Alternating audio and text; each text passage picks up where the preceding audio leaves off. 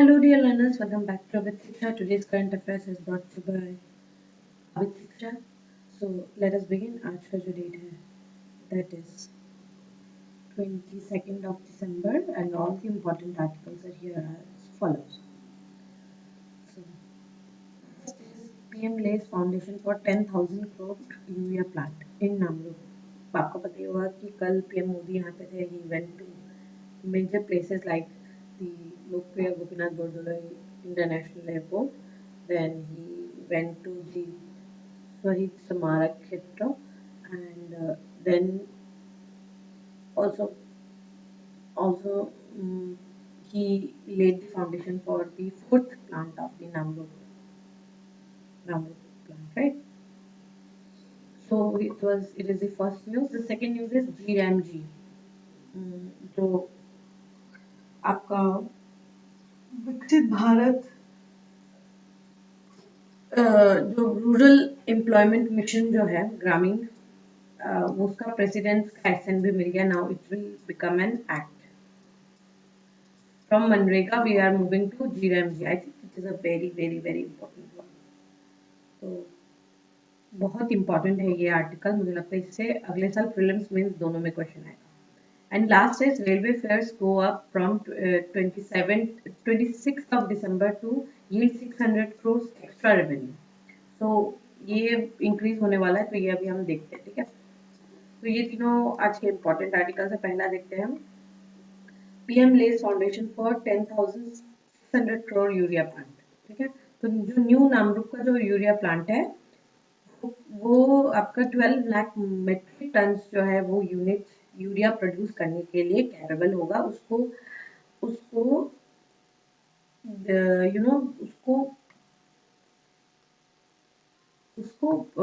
उसका कैपेबिलिटी है. Sorry about that. ठीक है. I am little not well so let us focus. तो इसका कैपेबिलिटी क्या है कि ये 10,600 करोड़ का जो है ये प्लांट है और ये ईयरली 12 लाख मेट्रिक टन का जो है यूरिया ये प्रोड्यूस करने का कैपेबिलिटी रखता है. ठीक है. This is the fourth plant.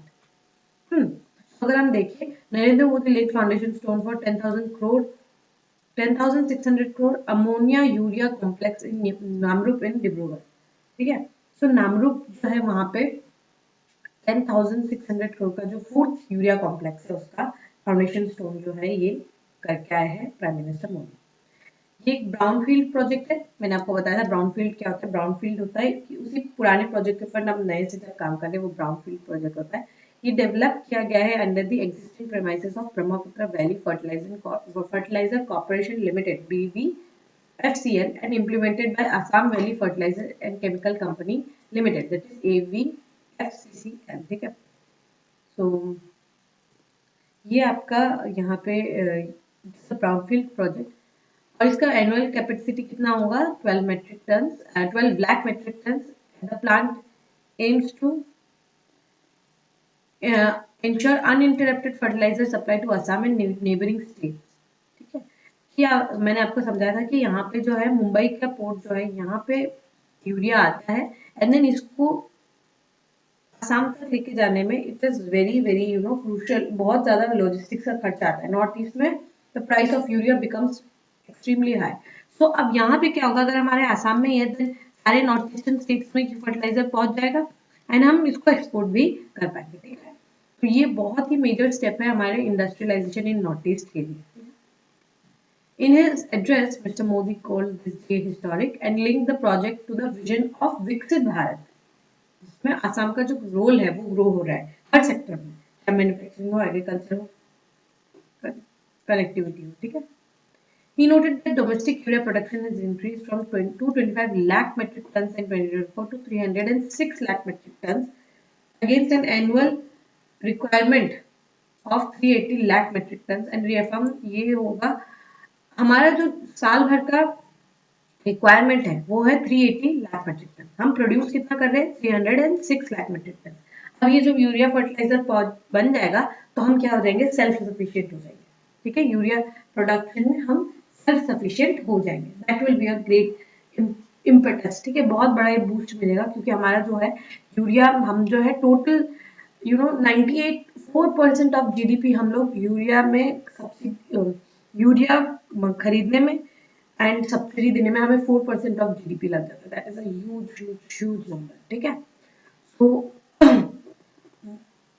वो क्या होगा हमारा हमारा यहाँ पे we will be able to cost, वो कट जो है वो कॉस्ट को हम कटिंग कर सकते हैं। Prime minister also highlighted that PM किसान, इसमें क्या है 6,000 रुपए मिलता है ईयरली हर किसान को। प्रधानमंत्री फसल बीमा योजना, expanded Kisan credit coverage, promotion of natural farming, welfare for tea garden workers, underscoring the government commitment to farmer and inclusive development in north east and Assam, ठीक है। ये सारे स्कीम्स जो है यहाँ पे चल रहे वो उन्होंने बताया, ठीक है।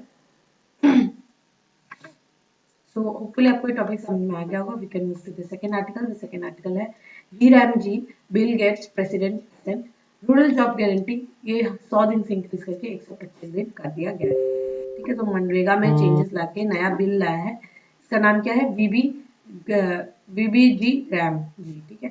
क्या है? विकसित भारत गारंटी फॉर रोजगार, विकसित Bharat guarantee for Rozgar and Ajeevika mission ग्रामीण, ये है उनका फुल नेम, ठीक है। So ये it will boost the working hours for the people and it will will be kind of a guarantee कि 125 दिन तो आपको साल के काम करने को मिलेंगे, ठीक है।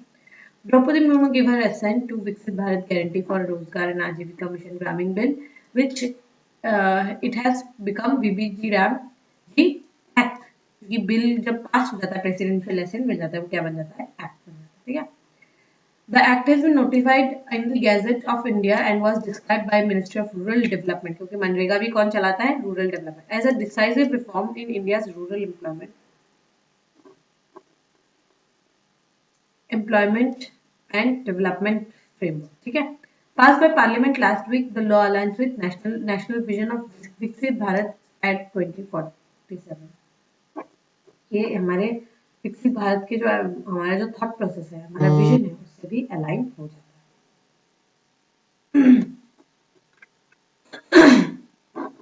VBG RAM G act replaces MNREGA act, जो कि हमारा फ्लैगशिप एक्ट है 2005 का। इनहांस करता है statutory wage guarantee in 125 days per financial year in rural household. अभी रूरल हाउस बताया गया है, धीरे धीरे करके इसको अगर चाहा तो वो अर्बन एरियाज में भी इसको लाया जा सकता है, ठीक है। 125 डेज फाइनेंशियल ईयर के 125 डेज में यहाँ पे जॉब मिले, ठीक है। Anchored in principles of empowerment, inclusive growth, coverage, and saturation.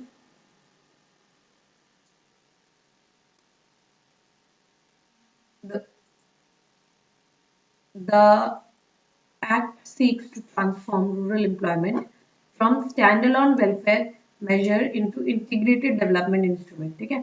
तो ये क्या है कि ये ट्रांसफॉर्म क्या करना चाहता है? हमारे रूरल एम्प्लॉयमेंट पूरा इकोसिस्टम है उसको, ये एक अकेला वेलफेयर सिस्टम नहीं बनना चाहिए, बस इसको इंटीग्रेट करना चाहते हैं। बहुत सारी चीजों से इंटीग्रेट किया जा रहा है, जैसे इनकम सिक्योरिटी है, मॉडर्नाइजिंग गवर्नेंस है, अकाउंटेबिलिटी है, लिंकिंग वेज एम्प्लॉयमेंट है, with creation of durable and productive real assets, thereby reinforcing foundation of self-reliant and resilient rural Bharat. ये हमारा जो सपना है कि सक्षम भारत, सक्षम जो गांव है का जो हमारा जो विजन है उसके साथ बहुत ज्यादा इंक्लाइन करता है, ठीक है। जो ये नया एक्ट लाया गया है ये बहुत ज्यादा इंक्लाइन करता है। तो होपफुली आपको ये समझ में आया होगा। अभी इसके बारे में जो बाकी डिटेल्स होंगे ना वो भी हम लोग आगे फर्दर देखेंगे, ठीक है। And last article is railway fares, जो है ये दिसंबर 26 से बढ़ रहे हैं और ये हम लोग अभी डिटेल्स देखेंगे कि कहाँ पे कौन सा कितना एक्स्ट्रा लगेगा। एंड हम जो है इसे जनरेट का आशंका कितना कि कितना करोड़ जनरेट होगा, ऑलमोस्ट 600 करोड़ जो है एक्स्ट्रा यील्ड कर पाएंगे, ठीक है। With aim to mobilize 600 crores, the railway will increase train ticket fare by 1 पैसा per kilometer। हर किलोमीटर पे 1 पैसा जो है इंक्रीज होगा। ऑर्डिनरी क्लास मतलब जो स्लीपर एंड जनरल क्लास है बियॉन्ड 215 किलोमीटर, तो जैसे 215 किलोमीटर के बाद हर एक किलोमीटर पे 1 पैसा इंक्रीज होगा। एंड 2 पैसे जो है आपका ऑर्डिनरी क्लास जो है वो क्या है, आपका जो जनरल है सिटिंग है होता है ना, उसमें इंक्रीज होगा 2 पैसे इंक्रीज होंगे नॉन एयर कंडीशन क्लासेस जैसे कि स्लीपर क्लास है और ऑफ मेल और express train and AC compartment में भी, ठीक है। तो 2 पैसे करके इंक्रीज होंगे पोस्ट 215 किलोमीटर। 215 किलोमीटर में कुछ भी नहीं है लेकिन उसके बाद जो है 2 पैसे करके इंक्रीज होता है पर किलोमीटर, तो इंक्रीज हो जाए।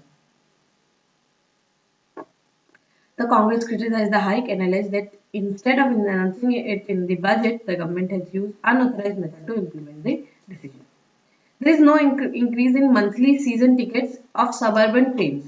ठीक है, जो suburban trains है उसका जो monthly season tickets है, जैसे कि कुछ ट्रेन जाता है ना, गरीब रथ जैसे कुछ ट्रेन है, वो इसका जो सबअर्बन जो ट्रेन टिकट है वो सब में इंक्रीज नहीं हुआ है, जो नॉर्मल जो ट्रेन है उसी में इंक्रीज हुआ है, ठीक है। एक्सप्रेस ट्रेन है जैसे राजधानी वगैरह जो है उनकी।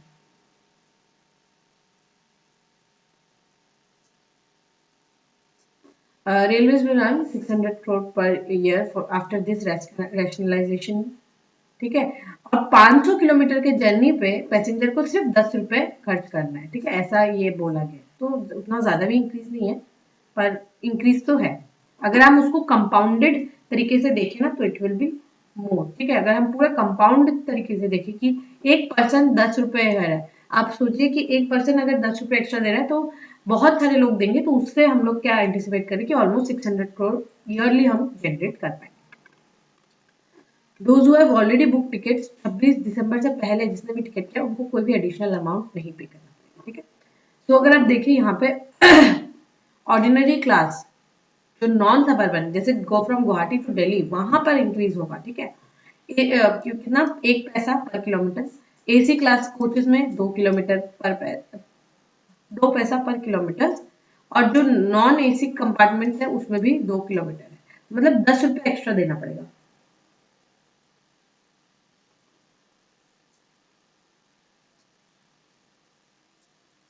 What's not changing is suburban fares में कोई नहीं है, जैसे let's say from Silchar to I think Guwahati let's say ऐसा, या फिर शिलचर टू कोई और ट्रेन जा रहा है तो वो ऐसे इंक्रीज नहीं हो, वो उसमें इंक्रीज नहीं है। हाँ लेकिन मतलब देयर माइट बी इंक्रीजेस, लेकिन लेट्स से कि कोई पैसेंजर ट्रेन है जो मूव कर रहा है from let's say Silchar to Hailakandi, ठीक है, तो वहां पे कोई भी इंक्रीज नहीं है। I am just giving you an example. तो वहां पे इंक्रीज नहीं है, लेकिन कोई प्रीमियम ट्रेन है तो उसमें इंक्रीज होगा, ठीक है। No increase for ordinary class up to 215 kilometre, और जिसने ऑलरेडी टिकट बुक करके रखा है वो उन लोगों को कोई भी एडिशनल अमाउंट नहीं पे करना, ठीक है। तो होपफुली आपको ये टॉपिक जो है समझ में आया होगा। With this we have come to end of today's session. If you like this session, don't forget to give a like and write down in the comment section. We will meet in the next session very soon. Till then, study hard, take care, and thank you.